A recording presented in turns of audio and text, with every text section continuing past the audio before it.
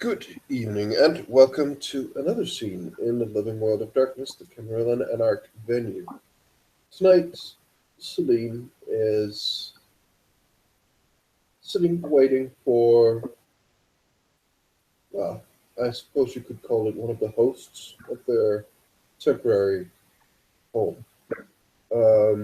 Theodore is a busy man at this point, but um, at some point when we start our scene, Theodore will just come walking into the room, just, oh, Selina. Good to see you. Good to see you. He just bows and just, please, would you like to speak here or in private? Somewhere private, I think, please. Please, follow me. And you will go into his private quarters. You will follow him in there. After a little while, he would have closed the things and he would just, please, sit down, make yourself comfortable. Give me a moment. He begins to rummage through something at his desk and he seems to just write something down real quick, and he just turned and just. So, you wanted to speak? Yes, darling. She takes a seat, and she always seems relaxed in Theodore's company. I wish to speak with you regarding the problem with Lucy. Oh, you've come to a decision? I have. I've thought on it at length, and I have also spoken to Lucy herself at some length. And I have come to the conclusion that we would be foolish if we were to attempt to exile her at this point. Mm-hmm. Have she told you anything? Other than that she will not assist in the fight? She declined to tell me exactly which clan it is that she hails from, but she did confirm that she is not in fact of my clan, and is certainly no fledgling. However, she, I, I believe her when she says she is of no threat to us from her, at least as long as we are not seen to betray her in any way. And I have given her, well, perhaps not a promise, but I wanted to keep her secret safe as long as possible. But given the fact that she has, on a few occasions, refused to take a side in the war we are currently fighting, in which she has been a part where we, if you remember, rescued her, which is the first point of my concern. Secondly, she is very tight-lipped, is not perhaps an obvious threat, I will agree with you. However, while it might be unwise to exile her, perhaps I would agree with you, but there's so very little information on her that she's been masquerading as a fledgling for some time. For anyone got any inkling that might be something wrong, that who knows really what she's hiding, and is she allowing us to see what she wants us to see? Well, I know that she is seeking to remain somewhat neutral regarding the war. However, After we saved her life. Very well. she does not intend to aid our enemy in any way, should she remain amongst us. You would find that I, sim- fairly unlikely. I simply feel that, considering the fact that she knows the exact location of this bunker and also has a great deal of knowledge regarding each of us within it, I think it would be a grave mistake to send her away and risk her perhaps giving this information to those who would seek us harm.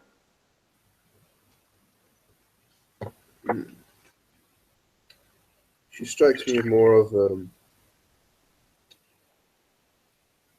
person who wants to deliver a more personal touch. She is pleased with others. I don't think she will go to our enemies. Let's say I don't think she needs to. But this is why I chose to disclose this, and why I chose not to just throw her out, but hear you and Mr. Lucius. If you all feel as though she should remain, I will take that up to consideration. I will probably let her remain. Well, I have spoken with my coterie, and I await their decision. I know Arthur must speak with the regent before he is able to deliver his vote, but I have asked them to get back to me as soon as they can. And I intend to speak with Lucy further at some point, and although I have given her my word that I will do everything I can to ensure that she can remain amongst us, she mentioned that it has been some time since she has felt as welcomed as we have made her, and that she is fond of us all. And I truly believe that if she had wanted to bring harm upon us, she could have done so many times before now. Quite so. Yet she did not seem to trust us or have enough consideration to tell us before we found out. It's not something that builds a lot of confidence with me. But No, I completely see where you were coming from in that respect, and I was saddened that she felt the need to lie to us. But I hope in time that she feels that she can open up, at least to myself. I have always fought in her corner, and I have pledged to her that that will not stop now. I would much rather have her as an ally than a potential enemy.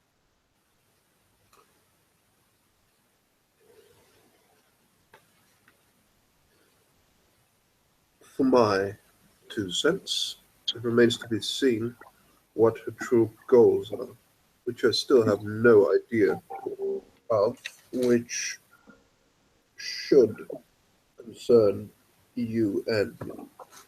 So I do not know what she wants. I will not say that she has to leave. I do not wish to throw her out. She is a fairly decent, fairly gentle person, as far as I have thought with her. But this is a war, and I'm sharing this place with you and other soldiers. The reason for this, my dissemination of this information, is I felt compelled to. While she was dishonest, maybe for good reasons for herself, perhaps, I would believe that she has very many reasons to conceal her own identity. We still need to take our precautions, and I do not feel comfortable any longer concealing this information from you or anyone else for longer if we are to trust each other in this war. I am extremely grateful that you did share the information. And again, you might disagree with my rather old-fashioned way of doing things. That's quite all right. But I did not throw her out right then and there. I left it to the citizens, the occupants of this place, to do so.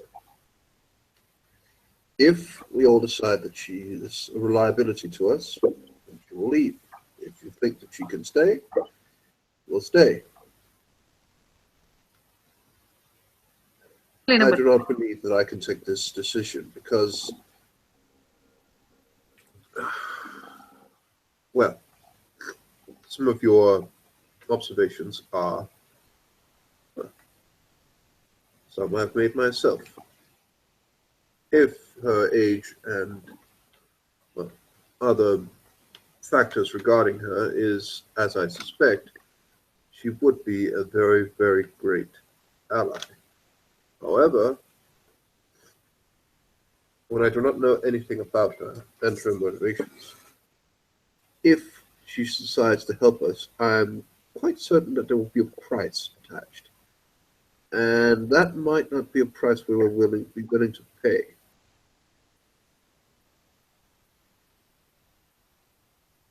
You are wise and just as always, darling. I hope that we can all agree in the end as to what will happen and how we shall proceed. I hope so too. There was another more light-hearted matter that well, somewhat light-hearted matter that I also wish The to. best matters, my dear. Yes, You can tell that he's smiling by this point. I spoke with Isaac, and he mentioned that envoys are required to speak with various other types of creature within the city. Yes, yes. He mentioned werewolves and mages, and he also mentioned fairies. Creatures of the Fey realms. Yes. They are, well, not really a thing I know too much about, to be honest. See, this is the predicament of our situation. Now we need it more than others, and Mr. Kellogg is not here. He was sent here originally as an assistant in the matter of liaison, shall we say. But he has currently put his reservations with working for me to the side and is currently running interference for us in many places, reducing much of the noise and, well, some of the Sabbat messaging with some help from others to make sure that they will take them a considerable time locating this place. And does he have information on these fey creatures? Well, I do know that he is well versed in, well, has knowledge of several, what shall we say, other parties. I do not know how much he knows of these particulars, but these particular creatures, but well,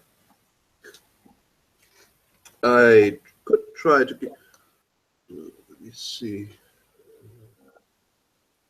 I do keep in contact with him. I might be able to get you a phone call, an encrypted phone call with him, if you please. I would most appreciate that, darling. Thank you. I have volunteered myself for the role of envoy where these particular creatures are concerned. I have no wish to deal with werewolves or these mages, whatever they may be, but I have always adored the romanticism of fairies, at least in storybooks and such. And I would Uh, kind of like to see them firsthand. well, be prepared for them not to necessarily share your fascination. But the fascination, well, they do not seem to, well, no one really seems too fond of us, to be honest. I don't, well, maybe your particular charm will have them relax a bit more, at least, than they normally are. But, yes, the lupines are the ones I know most of. Not much, mind you, but a bit. The very idea of them scares me. I I do not wish to mix with them if possible. That is a very, very healthy attitude to have. Very healthy indeed. She would get a little bit of a playful smile as she says, but I'm hoping that I can perhaps convince these Fae that our kind aren't so bad after all. I mean, who better than me to show just how charming we can be? That is very true. You're indeed one of our, well, best suited for it. And I do believe the Fae,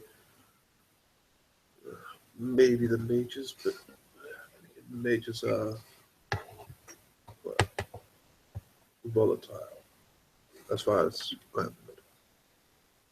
They are mortals, but just there's something in them that just makes them tremendously unpredictable and powerful. Very powerful. That's all I know. And I've been, well, many, many times by many, many much wiser people than myself told to keep my distance at all times from them. But the same could be said for the Lupines. So. Obviously, if my particular skill set was ever needed, even in any kind of diplomatic capacity with these groups, then of course I would not shy away from my duty. But if it is not completely necessary, then I would prefer to test the waters with these Fae before moving on to more perhaps dangerous targets. Well, no matter how bestial and dangerous, I believe that you, if anyone, would be able to tame them quite well. He would grin. You flatter me, darling. But, yes, I will, well, if I can get a hold of Kellogg, he is just as busy as me at the moment. But for him to give you a couple of pointers, what to do and what not to do. But what was it he told me? No, that was Kellogg. They have aspects or something. I can't remember. I will get in contact with Kellogg as soon as I can, and he will send you some. Well, I will have him facilitate some information. Thank you. And you know, darling, I realize you are awfully busy. If there is ever anything I can do to help you share your burden, then you only need to say the word. I am your servant as always. You flatter me with your attention and your duty, sense of duty, willingness to work. I am truly blessed to have such as you. I am, well, many would consider me a very rigid and stiff, but perhaps it is this city, perhaps it is the situation that it is not the most, what shall we say, common situation that requires different approaches to certain things. Well, maybe it's the fact that I do not like to pull rank, but I do really appreciate you being around, I must say. And rank for me, even though that we are somewhat different ages, I do really appreciate you being here, and I really appreciate your input, shall we say. Well, I thank you, darling. Now, tell me, have you thought at all about what will happen once the city has been reclaimed, once the war is won? I haven't given it much thought, I'm afraid. My thoughts must be quite focused at the moment. It is a luxury, though, to be able to think of what will happen when we can actually go around in the streets without being ganged up on. But no. I have every confidence that under the leadership of yourself and Isaac, that we will prevail and the city will be regained in time. And at that point, obviously a new court will have to be established. We will acquire a new prince. That is true. That is true indeed. And would that prince be yourself, perhaps? Theodore will just like again. It's hard to tell. You can tell when he grins because you know his mouth is somewhat extensive and different, so you can see when he smiles. But he just stops what he has and like puts down like his hands on the table and just leans back on his chair and just looks at you for a moment, and his head just kind of tilts very slowly to one side and just looks at you.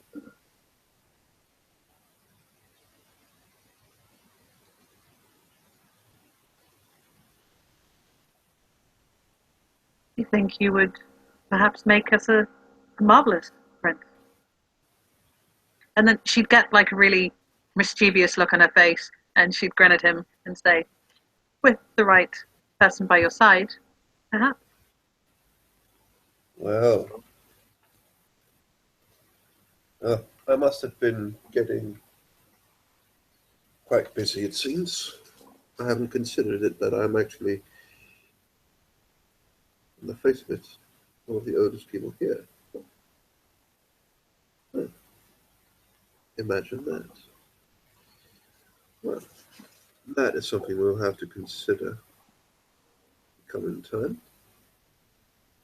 But obviously, those who have helped in the war, those who are loyal, and those who do their very best every night, will be remembered, of course. I believe everyone here will be loyal and good, but I have a fairly good memory, and I know who my friends are. And you can tell that he grins at that. Well, I very much hope that you consider me to be foremost among your friends, because I certainly see you that way. Quite so. But I thank you for your time, darling. As always, I have enjoyed your company. Quite so. And he just nods and leads you out. And as he leads you out, I believe the scene will come to a close. Thank you very much, players, for playing and watchers for watching. Good night.